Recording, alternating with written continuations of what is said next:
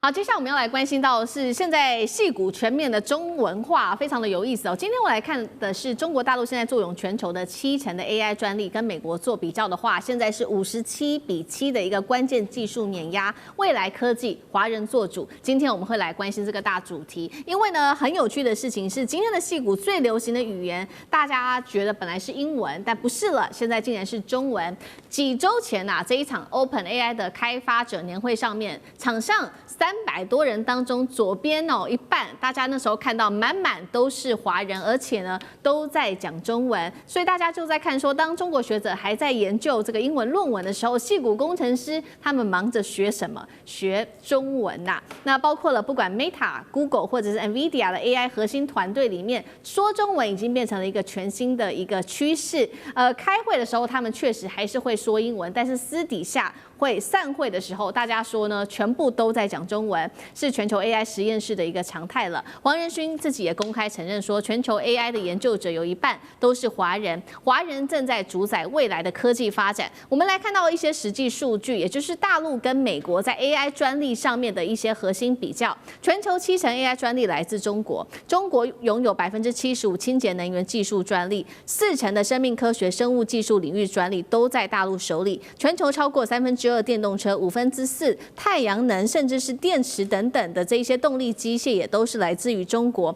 拥有全球1半以上的5G 的一些基地台，包括开源模型的中国厂，都是由他们来中国大陆做包办的。所以呢，我们来看到这一位呢是这个前 Google 的董事。施密特也直言了，董事长他说，如果美国拒绝承认中国的成就，那么终将失去第一强国的地位。连现在 Airbnb 都弃用GPT， 改用阿里、通义、千问，全球科技的权利，我们可以说转向华人了吗？上市哥怎么看？我觉得最近有很多这些比较中美之间科技技术发展的这些技术，那这个是最新的，而且它整理了那么多项，60项、60-70项。但是呢，我自己特别看的是 Bloomberg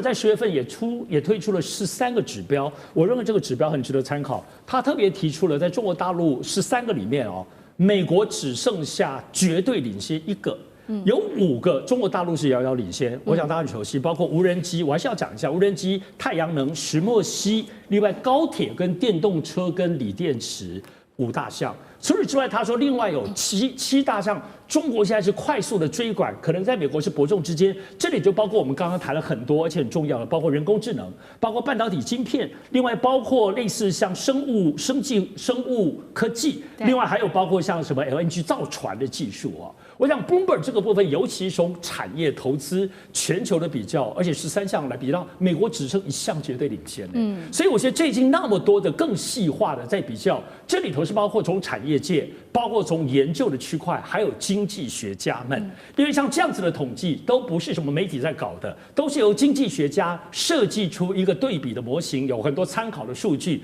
统计出来，中国大陆已经领先到这个地步，所以非常非常惊人。所以大家其实要特别关注的部分是，现在这是就当下当下我们说2025年，因为去年确实中国怎么说呢？很多东西开始揭露，除了我们知道的无人就电动车的这些市场上的东西，我们想包括那一些稀土跟更多的。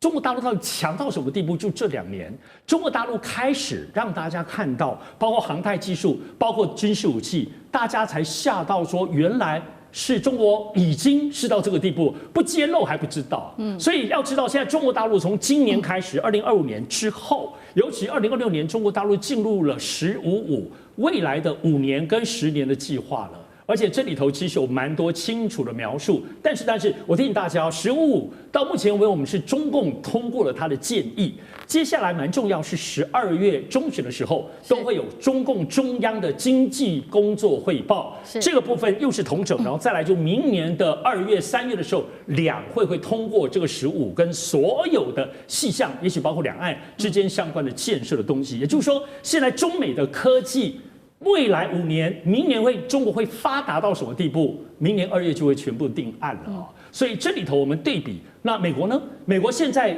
有很多新的投资，但美国能够有5年、10年的计划吗？川普还剩下3年呢，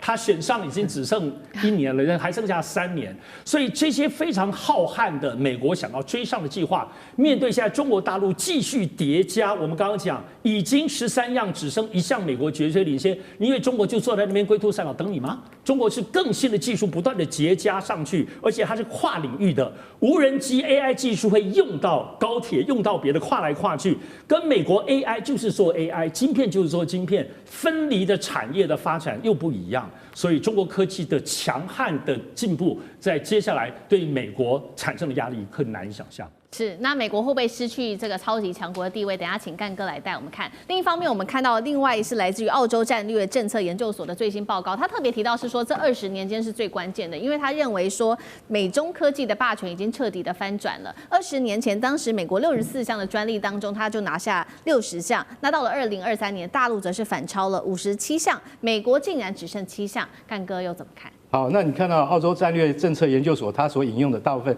是黄仁勋的看法，黄仁勋真是先知，他说我告诉你，你如果再不跟中国合作的话，对美国不是好事，而且现在有1半以上的 AI 的技术资源都集中在中国人的手上，中国科学家早就已经快抵达2/3之谱。如果再这样下去，第一个我说15-5结束以后，会不会中国科学家在所有 AI 领域的80%、80%以上？我觉得这已经不用看了，因为他已经晓得NVIDIA 站在世界的前端，他已经看到了。所以你现在在矽谷，你一看到 NVIDIA Google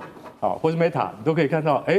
都开一场会，但是这个笑话，开一场会300个这个专家在开会，这么多人，有各种人都有，结果你会发现，怎么1半以上都是黄面孔，然后开会的时候，每一个人都要讲英文啊，对不对？然后大家讲的头头是道。结果上会看酒会的时候，喝鸡尾酒的时候，就全部都开始讲中文。奇怪，怎么大家都讲中文？老外在旁边就似懂非懂，对不对？你们还要 translate 一下，还要翻译给我听一下，你们这些中国科学家到底在讲什么？好，那是一个现象，中国人碰到中国人就会讲中文，对，那没办法，那是一种习惯，但并不是说他不想让人家去听，不是这个意思，而是说它是一股势力。好。这股势力引燃而成，为什么引燃而成？大家还记得 Meta 有个超级智慧实验室吗？刚开始44个人，谁来带？清华大学毕业的赵成家，还有另外一个是谁？首席科学家，那就是研究的负责人叫做宋阳，他们都是清华出来的人。当初这44个人只有十几个是中国人，现在已经100多人了，全都是中国人。你就晓得说那没办法，我跟你讲为什么？因为中国人勤勉、上进，而且往前冲，这个就是说，你今天会遭遇到这样的问题，并不是说美国不强了，还是说美国不认真，而是说中国人的认真就是说，不是在你的逻辑范围之内可以去思考。刚刚上次讲的非常清楚，很多种面向跟行业，其实我说句实在话我们提到说1896年在李鸿章第一次梳着辫子抵达纽约港的时候，大家看到纽约帝国大厦跟一大堆高楼，他就想，这是哪一个世界？这个大概是外星吧，对不对？100年前，100年后呢？你要看高楼吗？你到宁波看就可以了，你不用到北京去看。然后呢，还有各种高铁，还有各种你就说什么3折机的手机。这些美国人都没看过，而且美国人要什么时候他才能够追得上来？施密特，Google 前董事长，他讲得非常好。中国技术的跃升这么惊人，美国屈服于傲慢或敌意，到现在还是傲慢跟敌意认为中国就是模仿来的、学来的，不是。现在我跟你讲，连他们的那个拉布布都是自己创的，所以你就要晓得说，中国人在这么多领域跟方面，他们都在创新，他不再模仿。你第一次遇到可以跟你在科技上面直接对打的对手，美国你要赶快醒过来了，因为那个已经不是偶尔，已经变成常态了。你害不害怕？我很害怕。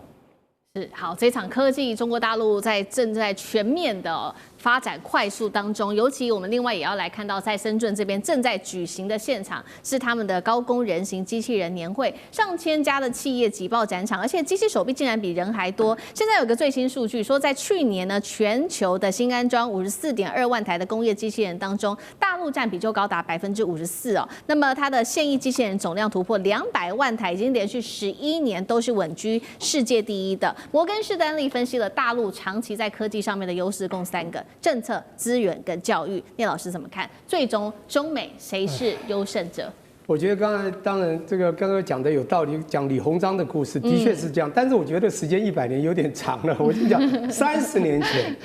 我以全身份到中国，那个时候中国一片烂泥，他连一个亚克力都没有，全部就油漆木板。现在的他，不要说30年，10年就大巨变。我先讲一下，您刚刚在前面讲到的科技不是中国领先多少吗？这篇文章不管你看不看得到，叫《中美科技冷战盘点世界领先的7大中国科技》，这个是2019年BBC News 报的，5月27号在彭博的 News 出来。我跟各位报告，我看了这篇以后，我很感触。然后北京大兴机场开始做虹膜辨识，那在全世界已经很前卫。我因此写了一篇文章，甚至我又加写一个强国需要强 AI 孩童教育。我觉得我们的对岸，它整个课程全改造了。我跟各位报告一下，我昨天半夜从南京回来，我在南京大学也主持会议，在整个会议场，在看到他们的题目，现在金融的课程在学生已经，我们还是第一志愿，基本上他们已经不是，而且很落后。重点都是全是科技科，而不除非你金融加科技，所以他们叫做金融的科技重塑。我重点是我去年到广州的华南理工大学，他们的学校一定是一个新区。所有的11所学校在一个新区里面，我见到南京大也不是我以前的中央大学主校，而是它一个分校仙林校区，也是11个学校在这个园区里面。你会发现我主持的会议爆满，学生玩的不断的问问题，然后呢问所有的学生一直抓，然后回来一堆的微信想跟我回，然后说聂教授或谁谁能不能向你学习？我跟各位讲，我是一个学者，在场也有学者，不管你哪个学校，当然我们私立学校的学术能力不会比国立差，但重点不管你国立私立。我们现在一定要认知，书很多，他们的研究方法太厉害。我现在讲，他们的园区在强调一个叫做领域交叉，科技领域在金融，所有东西都交叉。台湾的教育真的，我们的媒体所寻溯的都是西方教育非常 narrow 的这个一些印象。我必须跟大家讲，我们看，你先不身临其境算了，我是身临其境感受，在美国大家又常去我们的对岸，但是我们看媒体不能只看西方媒体。你一定要深刻了解一个进步的国家它是怎么进步的，里面的面面相向真的非常可怕。我觉得不管是从政策、教育或者是资源，我觉得对岸的未来真的还不可衡量，它还在往上冲。好，谢谢老师。那我们休息一下，马上回来。地缘政治、内中之争、战略价值、强权崛起、小国生存。